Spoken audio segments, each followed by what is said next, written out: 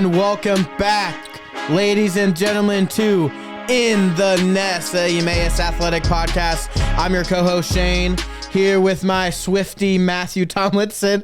Oh, you got so many text messages Shane, about being a Taylor Swift fan. I'm not even joking. The amount of people that texted me after you said that, I'm going to get you back. I don't know how. What?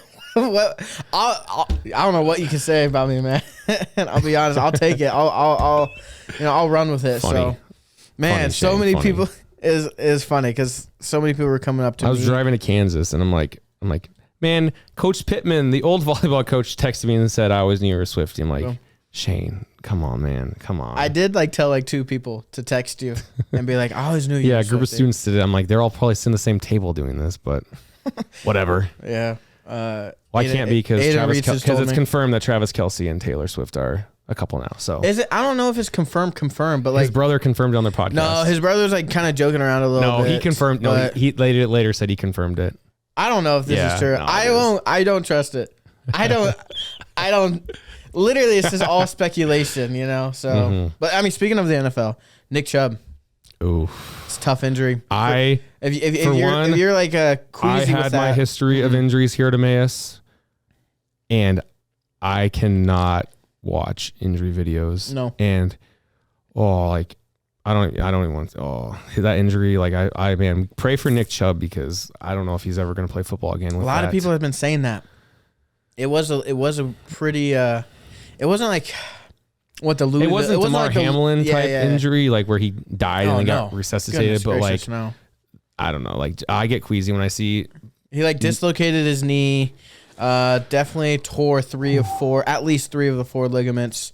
But also I heard that he did the same injury back in 2015 or something like that. All he did in 2015 was tear his MCL or ACL. Okay, so it wasn't, he he didn't dislocate his knee, but he tore things or something like that. Yeah. This one is bad. You no. The leg is bending this way. No.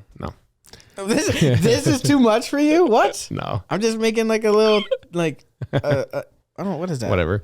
Yeah, but yeah, man, I feel for him, but triangle. That's what it looks like, a triangle. Yikes. Either way, yeah, that is tough. Injuries are always tough. So far, we haven't really had any major injury. Like you said last week, praise the Lord for that. Praise the Lord for Mrs. Iverson. Yeah. The real deal. And for Coach Reggie. Seems like every game is getting more physical for us. Oh, yeah. Speaking of that, and recapping some of this past weekend, not a good weekend of sports, unless your name is Caleb Ness, but who made nationals, qualified for nationals. Shout out Caleb. Yes, Shout sir. out Caleb, my man, student leader here at Emmaus. But definitely a tough week for Emmaus. 0-4 this weekend. So this past week, I guess. Not this weekend, past week. But physical game. Honestly, physical for everyone, especially for, even cross country running and everything. I know Caleb talked to me afterwards, or I kind of talked to him. He didn't come running up to me here's my report, Shane. But you athletes should do that. You guys should just run up to Matt and I. There's plenty of them that do that. I guess so. Hey, how'd I do in today's game? Were you good? So I couldn't. Were you? But no, what kind of sport, right? Well, I think it's funny because I was saying last week we were talking about how physical the Crown game was and how that was kind of a wake up call. But man, the game against Manhattan, wake up call for the freshmen. Exactly. Wake up call with how physical, and even when I was a freshman here playing basketball many years ago, you think there's not a big jump. It doesn't matter what level of call, at our level, one of the lower levels, the jump from high school to college is huge, and they definitely found that out very quickly. Just the level, the speed, and the physicality. And you were there, so you witnessed it. And did you go to any of the volleyball games? I did, yeah. So I went down and traveled to Kansas and visited a couple Christian schools and some alumni, and Kansas Bible Camp, and then one of the assemblies, and then paired it up with going to the Friday night Manhattan game and then the Saturday volleyball games. But that's the cool thing about recruitment is that we can kind of we don't shape our recruitment trips around the games, but it's fun if pair them together. Yeah, if you pair them together, it's really nice. But yeah, so back to soccer. I guess let's kind of recap big that game. I mean, obviously Manhattan won. They were the conference champions last year for soccer. Yeah, so we knew it was a big game going into. And we talked about, they are a talented team because they played some very steep competition in the NCCAA. But yeah, it was interesting because this was the guys' first game on turf. Yeah. And for those of you who don't know, playing soccer on turf versus grass, big difference. Huge difference. The ball ball goes so fast. There's a reason they want short grass when playing soccer, so the ball doesn't get caught by the grass. But no matter where you play, typically, especially like here in the collegiate level, every field is going to be different. Mm-hmm. Our field Length, is width, exactly like not height. even not even like the size of. I'm not even including the size of the field, but the grass is huge. With turf, it's bouncy. The ball bounces more. I mean, you said a through ball, and it's going to zip right through. Yeah. So that was boys, a good sound effect. Yeah. Thank you. But grass, you can have a great through ball, and it eventually slows down, so you can catch up to the ball. But with turf, you're not catching that. If you're not used to it, if you haven't played on it for a while, then it's going to be really tough. Or if you're not really a seasoned team, and we don't have a seasoned team. Right, we are a very young team, and that definitely showed on that part that not many guys had played on turf. So that's tough. That's not the only thing we're blaming. It was a physical matchup, man. Physical match. I mean, we honestly, sometimes sometimes it looked like a football game. I'm gonna be honest. But I mean, both teams were giving it to each other, so it makes sense. Yeah, that's the thing. Like it wasn't one sided. Like we were just as physical as they were, but they were more physical. So, but it was encouraging to see. Like I would say that just for it was a very emotional game. Just with driving all the way down to Manhattan, which is 8 hours from Emmaus, but honestly, it felt a little bit like last year when our guys went up to Maranatha and lost, and they kind of had a self I remember that moment where that kind of shifted the way the rest of the season went. Yeah, and Shane, it was kind of eerily familiar to that. So So I'm excited to see that learning from how this weekend goes. That's a good comparison to last year Maranatha, because I remember them talking about that game. I remember the upperclassmen talking about how they had an hour meeting or even longer, or I don't know, but just a long meeting talking about, guys, what are we doing? What are we doing? Who are we?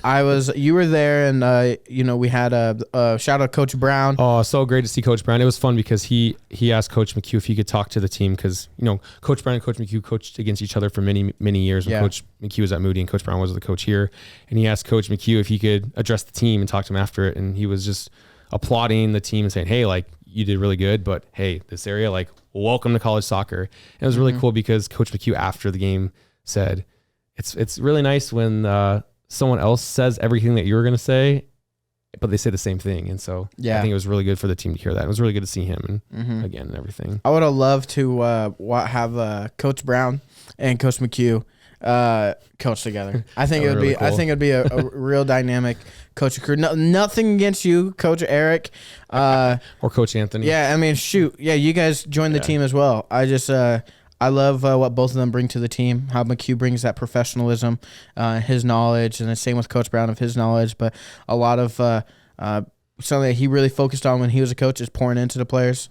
Not saying that's different from now, but just saying that's something he really focused on. Mm-hmm. That was his main priority, is that he's not making not just soccer players, but men off the field. Young leaders. So that's something that you can look back at the teams that Coach Brown has coached and see a lot of young men, during their times here at Emmaus. There's a reason that a lot of the guys on a soccer team were student leaders and not just labeled or had a title, but, leaders at Emmaus, seeing behind the scenes. He never coached me, but he's always Coach Brown to me, because that's how much I look up to him and how much he poured into me. That was everyone, right? You literally, he was Mr. Brown. It's Coach Brown, because always willing to invite people over to his house for early morning breakfast and everything. He's a amazing man. We love him.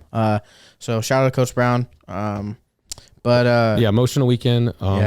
With the loss, but this upcoming weekend is looking a lot better. So see how it goes. But we'll talk about that later. But it's tough. And then volleyball. That's all I can say is it's tough. It's tough. Physical matchup all weekend, and then health, of course. Get healed from that. We had a little kind of little bug going around the volleyball team. Yeah. Little if it's 24-hour bug or head cold or whatever that's going around, but so we Friday's game. Friday volleyball went down to Ozark and played at Ozark. Yes. And unfortunately, Jenica wasn't able to play because she was feeling very sick, and super unfortunate, but and we definitely really missed having her out there. I mean, top 5 defensive player in the nation right there. Girls did not play to the standard that they normally did. It was rough. Communication was off, but definitely one thing to say though, like from how badly they played on Friday to the response they had the next day on Saturday and how well they played was amazing. Like that's good. Past year teams, like, even when I played basketball here, you have a terrible game on Friday. Odds are you might have a terrible game on Saturday. It's funny because like remember when like the first half of one game you had like 30 points or something, and Stevie, who's like the star player, had like 0. And that's because they were face guarding him and double teaming him and left me open. Then they switched to the second half, and then Stevie had 8 points and hit 8 threes. But yeah, or even like last year in basketball we played Manhattan home, and the game was like tied. Or we were up 8. It was like 30-22. It was such a low scoring game, and we were beating the number 3 team in the nation. But then second half rolled around and they finally figured it out. So it's really encouraging to see from how Friday's game went to Saturday's try match. They played Calvary. Oh, and by the way, Ozark was, like we said last week, 10th team, ranked 10th in the nation. Calvary was ranked 5th in the nation. Dang. And I know how we talked about last week, like sometimes you don't know the coach's poll, and we weren't really sure how good Calvary is, but they are so good. They are very good. So we played Calvary, the number 5 team in the nation, and then we played rematch against Spurgeon. Girls played very good against Calvary, but I mean, like I said, Calvary's dominant. They just dominated. They ended up winning 3-1. But the first set against them, they won the first set, and it was like 25-23. Yeah. And I think that if we had gotten that first set, I think we would have beaten them in 4 sets. In Calvary, I really think that we would because, but yeah, we lost them 4-1, and then we played Spurgeon, and it was funny because it was like flipped of what happened against them when we played them here, because we were up 2-1, played very good, and then but also props to Spurgeon because they have like 5 seniors and 4 juniors on their team, and we're mostly freshmen, and so they ended up winning in the 5th set, 3-2. But it was fun because Rachel and I went and we surprised the girls, and they were all excited. And that's fun. There was a lot of Spurgeon fans, but for those that don't know, the Calvary gym is so small that like one person can like sound like the whole crowd. So I definitely probably had some Spurgeon parents that were like, "Who's this nut over here yelling the whole time?" Because my voice just. You're like, it wasn't me. It was my 2 sons. It was my 2 sons, my 5-year-old and my 1.5-year-old. But yeah, so it was a tough weekend for volleyball, but on the bright side, like I said, the way that they came out on Saturday and played was super encouraging. I think something you can look back at this weekend. And I love the point you made earlier with Maranatha's a revelation last year, or our revelation against Maranatha last year. This was a kind of a revelation weekend. Yes. It was a weekend where our soccer team and volleyball team really looked at where they stood in conference. It's where you look at yourself in the mirror. You look at you're looking at yourself like, okay, this is where we're at. This is where the competition is. I mean, the coaches poll came out yesterday, and we have for volleyball, and we have 3 conference teams in the top 10 in the nation. Boom. Like it's there. It's there. Yeah. We kind of see the competition level and what separates us from them. Right, we said that about the Crown game. Crown is at a national championship level. Like they can compete in the national championship at as our level team. And D3. Exactly. Like, yeah, it's crazy. So probably not D3, but they do compete at D3. Either way, we kind of see what separates us from them. Yeah. So I mean, we can walk away with optimism. Maybe it's a little blind and be like, okay, yeah, we don't play on turf. We play more together as a team. Soccer team can. Possibly win, right? You can say the same with the Calvary game, like you just said. We win that first set, the tide shifts, right? Spurgeon, we had kind of coming off the high of winning against Calvary, kind of, falls into the Spurgeon matchup. Maybe we win then, in 3 sets, not 2-1 or not 5 sets. Yeah, exactly. Yeah. So this weekend, really, I think it woke up the players in many ways. For the soccer team, you could say the inexperience as well as where we stand in the conference. Volleyball, where we stand in the conference, as well as honestly waking them up. I think every time you lose, you should be woken up a little bit, right? Well, just knowing like, because there are definitely times like where it's like, oh yeah, like let's be honest, like we're probably not going to win this game. And I don't like the mentality. I don't like that. Yeah. I don't like it either. As a coach here, like it's the worst. And like honestly, like I loved it when especially when I played, like that narrative of like, oh yeah, like we're not winning, but it's like then you can play so much more free and have so much more fun because there's no expectations. But I think knowing, like you just said, like knowing like that self-looking of like, okay, our teams were 0-4 this weekend, but they just could have easily been 4-0, like just as easily.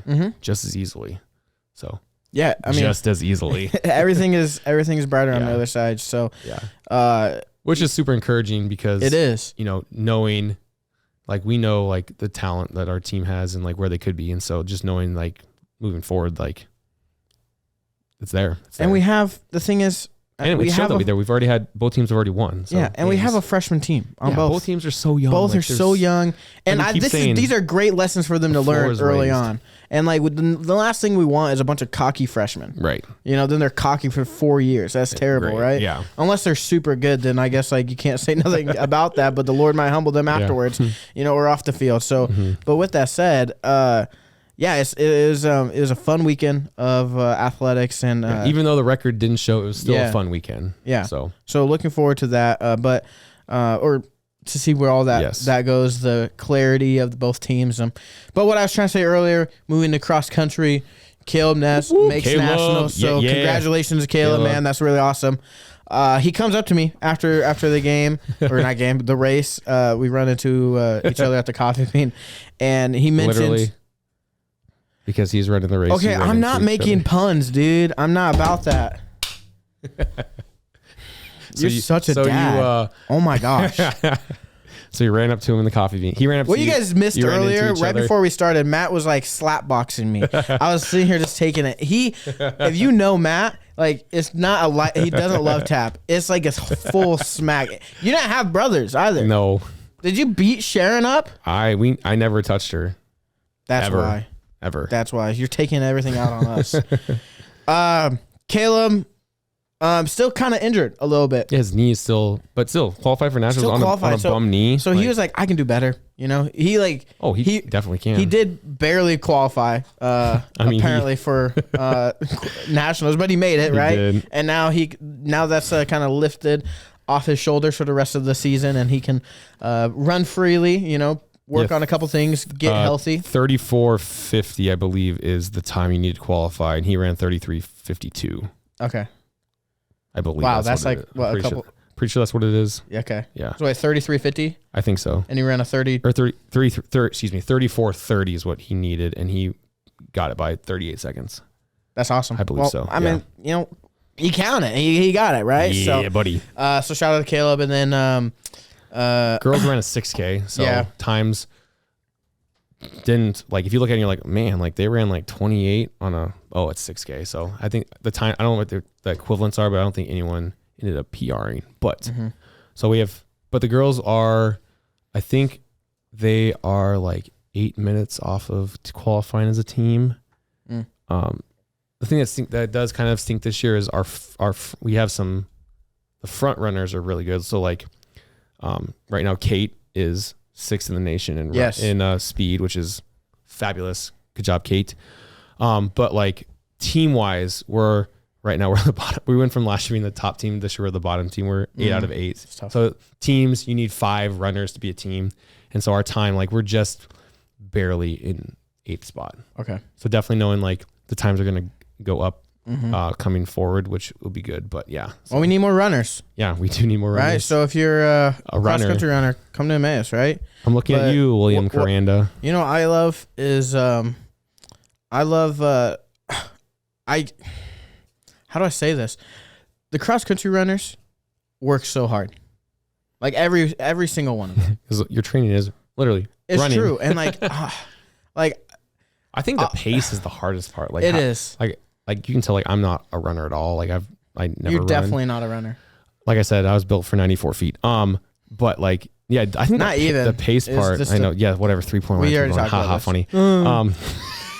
But like just keeping the pace of like, I feel like if I was, a runner, I would just like burn myself out in like the first like half mile, but like knowing like how they have to keep a pace. So it's like, you stay consistent, but like you don't burn yourself out. But like once you see that finish line, then it's like, then you put into gear and go. And like what I'm getting at is like a lot of the athletes come here in the fall and there's okay, let's start now. Yeah. Cross country is like, oh no, it's year round. No, just like how many miles that people ran this summer? Like it's crazy. A lot. It's crazy. So yeah, shout out to cross country, and their grind. So and they finally have really awesome.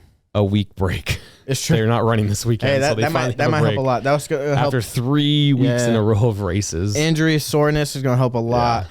But something that we were talking earlier about is when we travel as a team, So I was a manager on the soccer team for a while. You were a basketball stud. So traveling as a team and going to, rivals' home, playing on their home court, home road trips field. are what make being on a sports team. They're so fun. But yeah, they're fun. It's fun. But they're bonding. It messes with your mentality. Your shout out to the soccer team and volleyball team that had Mr. Cozen's class and had to go in dark assignment where they didn't have their phone for an 8-hour bus awesome. ride. So I'm like, hey, that's awesome. They had all that time to be together what did they and not do? be on their phone. Some of them probably just had dying, but yeah. Oh my it's goodness. good for them. I didn't think about that, honestly. That's awesome. But it sounds like they did a really good job of keeping each other accountable with that assignment and just like some context for you who might not know, we have a professor here who teaches a freshman level course, Mr. Cozen, and every year he is notorious for having an assignment, going dark assignment. So it's where you can't use technology for 5 days. 5 days. Yes. So Thursday night to Tuesday morning. I think it's something like that. Something like that. So they just got their phones back yesterday. And it's crazy how people can, like I need to do that, but like you can survive on. No, you can't. We can't, dude. We're admissions counselors. But so they traveled with none of that. Either way, though, the fellowship and the community that we can have, and when we go to when we're away and we go on the other team's home field or home court, and the fans are welcoming. The fans are. It's so encouraging, like having that. Being in the Christian institution atmosphere, like just having like that, like we're competitors. Yeah. Sometimes we get heated because we compete, but if we can keep that and knowing like we love each other and brothers and sisters in Christ because we're all on the same team. Yeah. The Lord Jesus Christ team. But like just knowing like we can still have fun, we can still cheer for our team, but still being loving and caring and uplifting and not diminishing. But in the game things might get a little chippy. Some people might say things they regret, some people might do things they regret, right? But that's something I appreciate about Coach Brown is he would always. I remember one game we played as a team, we won, but it was extremely physical and we did not glorify the Lord on the field. And Coach Brown yelled at the team. He was extremely discouraged, extremely upset with the character of the team that we had, or our team and how we performed.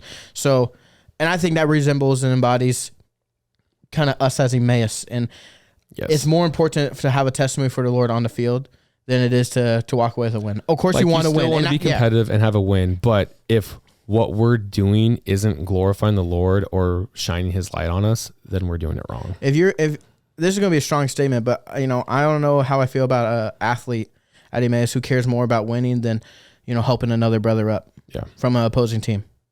And I mean that physically, but also mean that spiritually. Like if you're out there cursing at someone and which is against the rule, which is against our code of conduct for our athletics. Like that's not, and then like that is who we are as athletics. Like it's not, and who we are. You're under that Emmaus Bible umbrella.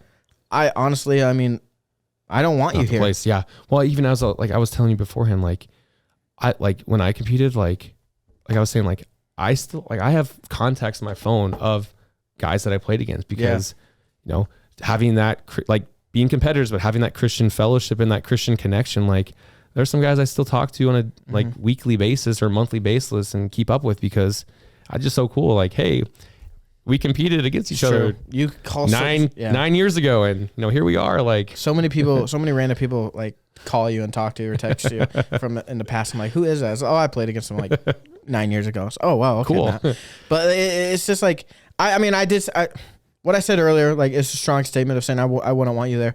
I want to say that's true. I wouldn't want them playing, but because I definitely want. I want our student athletes to be embodied or to represent, no matter of course, where you represent are, Emmaus well, but most importantly, right. represent Jesus. Jesus. Because no matter Have where a you good go, testimony. like if you're a student athlete, you're under the microscope. Doesn't matter if you're at a Division I college, if you're at a Christian college, if you're at a community college, like you are under the microscope of everything that you do is watch. And like, what are you doing? Especially here, are you being selfish or are you leading and uplifting others for the Lord? Yeah. And like, as someone who's like a fan of the Emmaus sports and watching, sometimes I'll get heated. I'm like, I wish I was in that game so I can like tackle that person, but then I think about it, I'm like, man, Shane, that's not edifying. You're like, man, stop it. Oh, I was so scared you were going to hit me hard. That was light. That was nice. That was a nice one, man. Yeah. So good one. That being said, with traveling this weekend, so soccer's on the road. Yes. They play Ozark on Friday, and then they play Calvary on Saturday. So it should be some couple really good games this weekend for soccer. And like I said, cross country has the week off finally. And then volleyball is on the road. They go up to Moody and play, or I guess over to Moody and play Moody.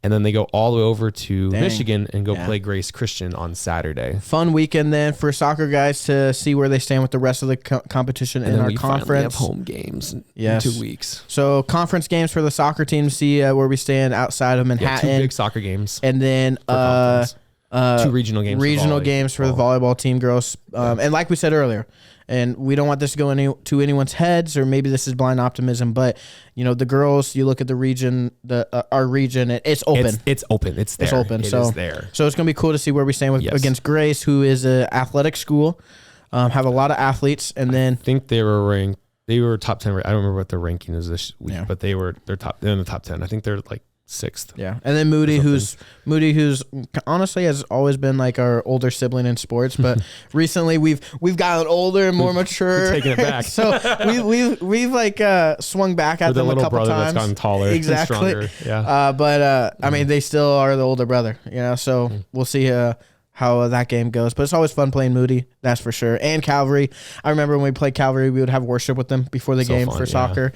But that's just fun. It's just a fun environment, playing against other Christian schools, having that the like-mindedness, so it's such a blessing. Like I always say with the former coach for Calvary University, Matt Sanders, we would always say, like, we're out here worshiping Jesus together because we know each other, we know each other's teams, and we're just out here like as a group of great young men honoring the Lord, competing, having fun, or worshiping the Lord. And it's so true, like you said. Yeah. So that's it for Emmaus Athletics for the recap of last week, what's coming up this week. And we have a interview next with Coach Hannah of the volleyball team. So Matt, you're going to be interviewing her. I hope that goes well. So good luck with that. Hopefully she doesn't smack you around like I do. But yeah, thanks for listening, guys. I'm gonna scoochie out of here. Hannah's going to come on in. But also this is sponsored from my favorite coffee bean drink, the ice spiced pumpkin chai with oat milk. So if you guys love me, please get me one. Pumpkin spice is back. I told you I'm basic for pumpkin spice. But at this moment, we'll transition to the interview. But thank you for listening. And we're here with the Emmaus women's head volleyball coach, Hannah Richter. How are you doing, Coach? I'm great. Very tired, but I'm good. Well, thanks for taking some time out of your day to sit down and talk to us about the volleyball season so far. What do you want me to talk about?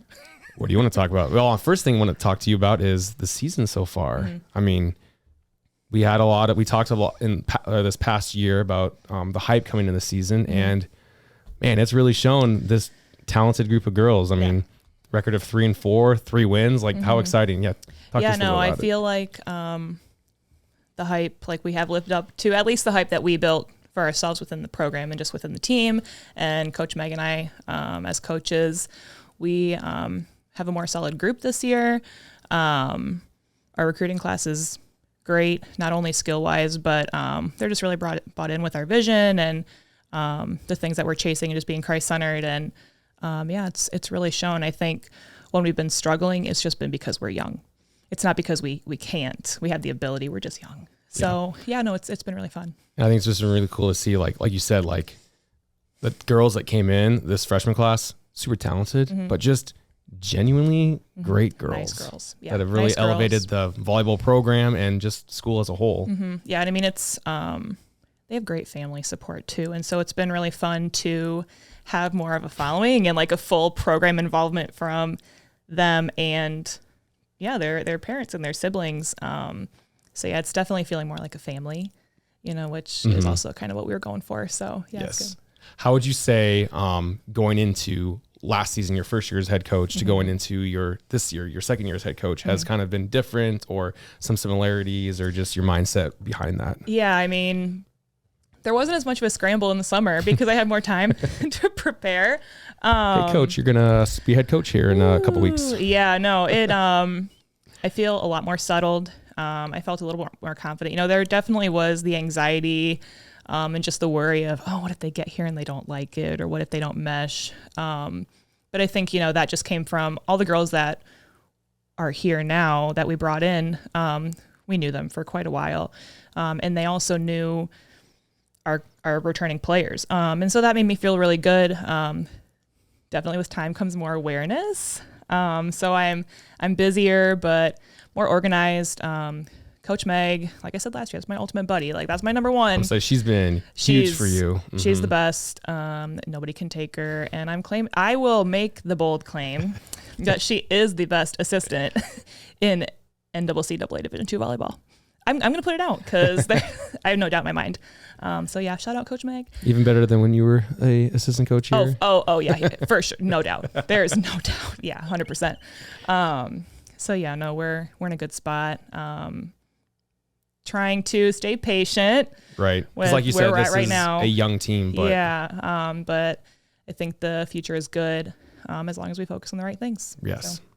So. How would you say, like, expectations? So, like, obviously two different seasons you've come into between your first and your second year. And obviously, like we said, young team, but how would you say expectations are for, like, in game, or just like knowing how, I mean, like, we've seen this group of girls and they've done things that, like, so far, like, 7 games in the season that, like, I don't know if any other Emmaus volleyball team could have done. Yeah, I mean, so last year, when we briefly talked about it, like, the expectation was honestly, like, just to stay alive and really reset the culture. And so the expectation this year is just to start chasing that competitiveness a little bit more. And I think, at times where last year I wanted to try and be a little bit more sensitive because we had injury, we had low numbers. Right. And we had more of a lack of ability. This year I don't have to worry about that as much. And, I think sometimes I have feared that I've been too tough on them, but they keep asking for it. They like the expectations. They like having objective goals. So yeah, it's a really good spot as a coach to be in. It's very encouraging. It's how I was when I was a player too. So it's, it's kind of fun to feed into them in the way that I feel like is natural for me. I'd say it's probably been easier too, because, like, you were a high IQ volleyball player in college. And now this year, I mean, we have some very high IQ girls, some very talented girls. So I'm sure, like, that's made things probably a lot easier. Just you can explain things in ways that, like, you don't have to, like, super dumb it down, or just things that it clicks right them for them. And it's been fun to dig into that IQ because we're not doing as much teaching of skill. We get to really talk about just who we are on the court and as a team, and what we want to be about, and how do we get there. And it's also been really fun that as we've been going on, the girls have been taking really good accountability of what we're doing on the court too. If something isn't getting done, they're starting to become more apt to bring it up within themselves, and starting to really rely on each other and not keep looking at the bench every time we lose a point. Like, what's coach gonna what you gonna say? I'm like, guys, if I've got something to say, like, I will say it.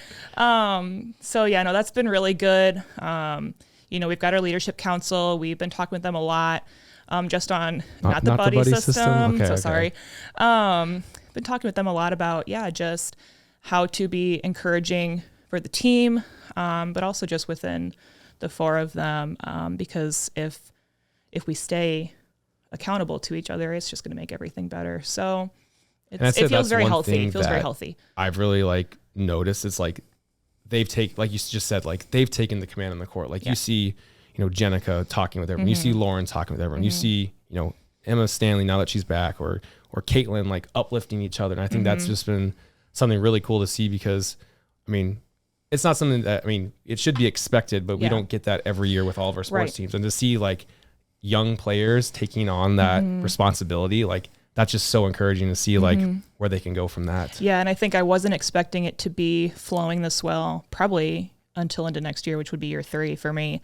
But it started kind of in the end, at the end of the season and towards the end, especially of the off season last year. So I think our returners have done a really good job of setting that expectation, and the newbies have followed that. I love it. I love when I'm like stepping in practice or in a game and I'm going to say something and one of them just takes the words out of my mouth. I'm like yay, did I, I'm like, yeah, I get to sit back and just kind of let them play, which, I think is what games are for anyway. Like, what are we going to teach them in the middle of the game? Right. So yeah, it's very fun.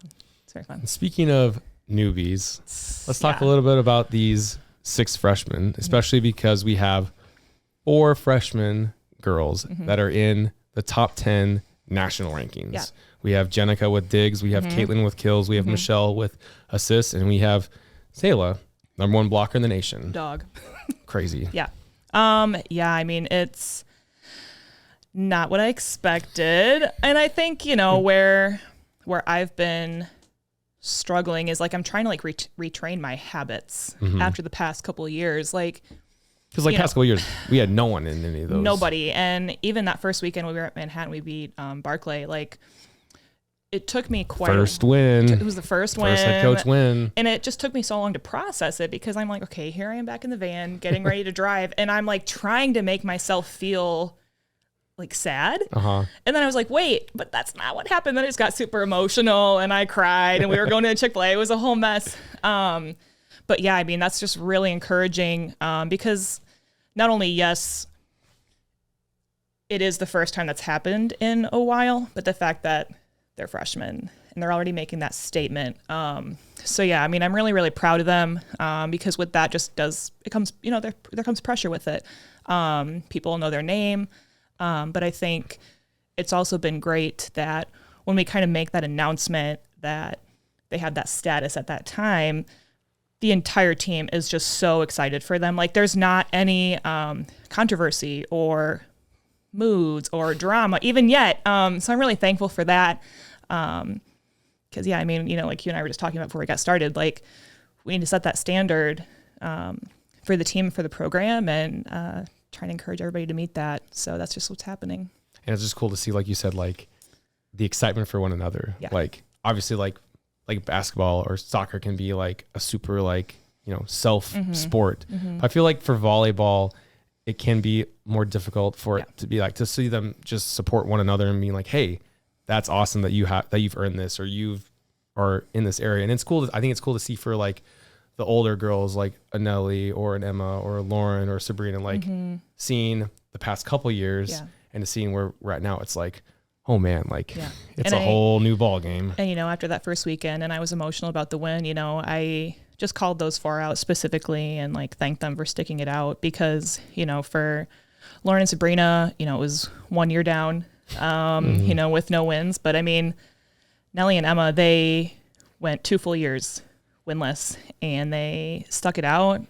They believed in the vision that we had. And I think that's something that is really special to be acknowledged because I just don't think that everybody's going to do that. It takes a lot of work and a lot of intentionality from them.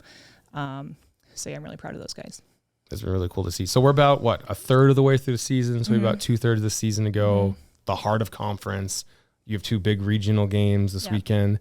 So what's kind of your vision or what kind of your goals that you and Coach Megan have going forward after experiencing these past couple weeks? Yeah, 3 to 4 weeks? Like I said, I think the moments that we've been struggling, like it's really just been because we're young. I think there's like those intrinsic things that you as coaches just can't fix.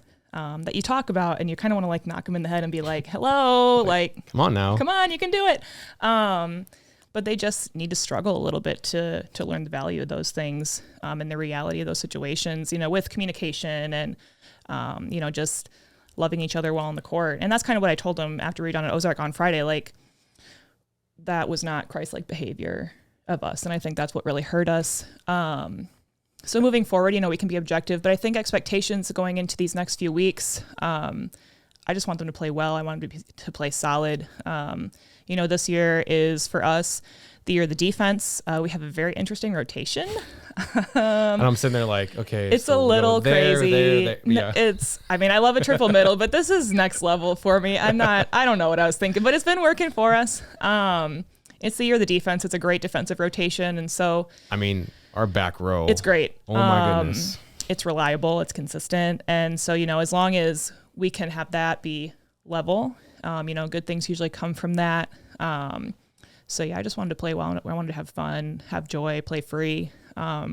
Because the fortunate place we're in right now is that we don't have a target on our back. You can go into games and surprise I'm people. hoping that we can do enough that next year we do have a large red target. Maybe that's another too bold statement. But I don't know. I think it's fun to be chased a little bit because it shows that you are improving. So yeah, I don't know. This weekend, with Moody, we had a good match with them. I think we revealed some of our own inner squad weaknesses that day. We've been working on that. But yeah, Grace is a great team. They're in the top 10. Both those teams are very well coached, and so I have a lot of respect for them. I think that regionally, Grace is going to be a really, really tough opponent coming tournament time. So yeah, I'm really looking forward to see. But like happens. we said, it's new region, new environment. Everyone's beatable. So everybody's beatable. Yeah. It just depends on how you feel that day. And I think the girls think I'm kind of crazy. I keep saying like, well, it depends if we show up and want to play. And they're like, oh, coach. And I'm like, okay, no, seriously, but really, cause yeah, I think we have the skill. We just got to keep fighting forward. So speaking of next year, yes, with a target on her back, talk a little bit about, how you've been able, cause like essentially this recruiting class, it was like, okay, we're going to look for talent, work for girls that want to be here. But now that we have some very talented girls here, what's your guys' motto? Obviously you came back, you got to drink your coffee because you were traveling late into Shout the out night. Lindsay. We got back last night at 12:15 a.m. So yeah, we were in the Milwaukee area last night, watching our first official commit. Shout out Lindsay McElveen. Let's go.